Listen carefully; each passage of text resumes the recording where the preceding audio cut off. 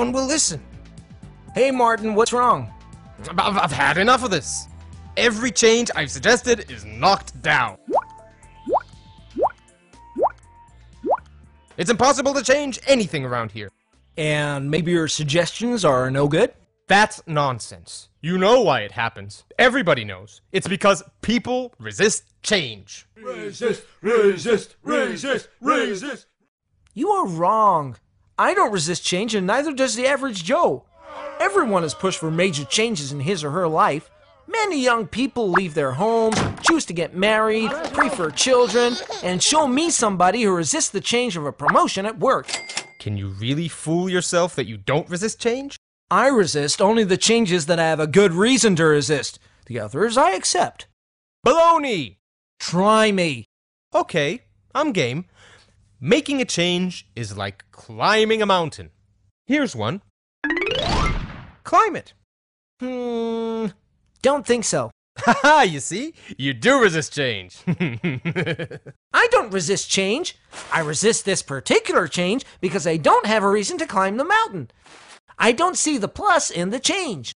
Well, what's a good reason for you? A higher salary, better health, or an improved relationship. Okay, I'll take care of your excuse.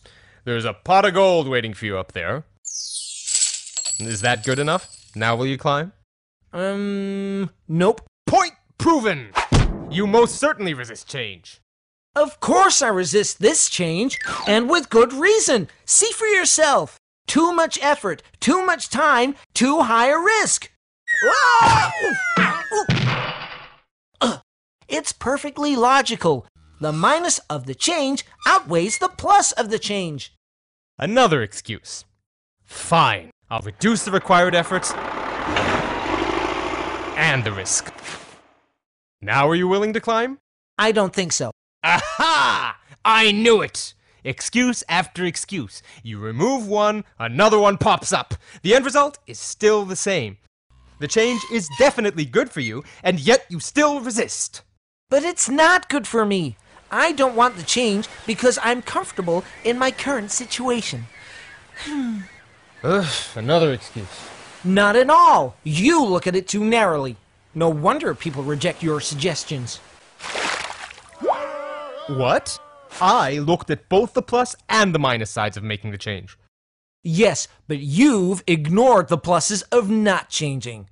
I like my profession. I like the city I'm in. I like my style of living. I like my mermaid. But she cannot climb the mountain with me. You've just proved my point. Maybe you justified it logically, but at the end of the day, people will always resist change. They can simply declare that they have a mermaid, and there goes any chance of causing a change out the window. I'm not looking for excuses, but unlike you, I'm not in love with your suggested change. I'm more objective. Oh, so you're Mr. Objectivity, huh? The guy who only looks at the plus side of staying the same? Aren't there minuses as well? I guess there are. Think of situations that if things stay as they are, alligators will bite your ass off. Your firm may go bankrupt, or your spouse may ask for a divorce. Of all the nerve! Or your health will decline drastically. Aren't you fighting alligators? Constantly! Sometimes I feel that the people I try to convince are so busy fighting off the alligators that they should be climbing the mountain even if there is no pot of gold waiting at the top. Still, everybody resists change, including you. Not at all. Show me how the pot is large enough for me, and the teeth of my alligator are sharp enough, and my effort and my risk to change is not as big, and that I don't have to give up on a beautiful mermaid, then, I assure you, I will climb the mountain. That's what I do, and it doesn't work. Really? Have you ever tried to present all four sides of your suggestion? Let me ask you a more pertinent question.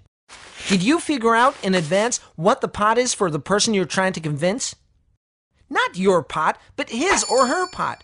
What is his or her crutch? What are the alligators and the mermaids for the other party? I guess not. There you go. Also, when you concentrate on one aspect and the other person concentrates on another, you are bound to miscommunicate. Looking at all four factors and doing it from the other party's perspective sounds like a lot of preparation. Are you sure it'll pay off? Not if you believe that people are programmed to resist change, or any change. I guess I'll never know unless I give it a try. I'll let you know how it went. But Paul, I see how it might work for convincing an individual, but it won't work when trying to introduce a full-scale organizational change, with the collaboration of so many people is needed. Yes, it will, as long as you recognize that for different individuals, each of the four elements might be vastly different. A lot more work, but who said that changing an organization is easy?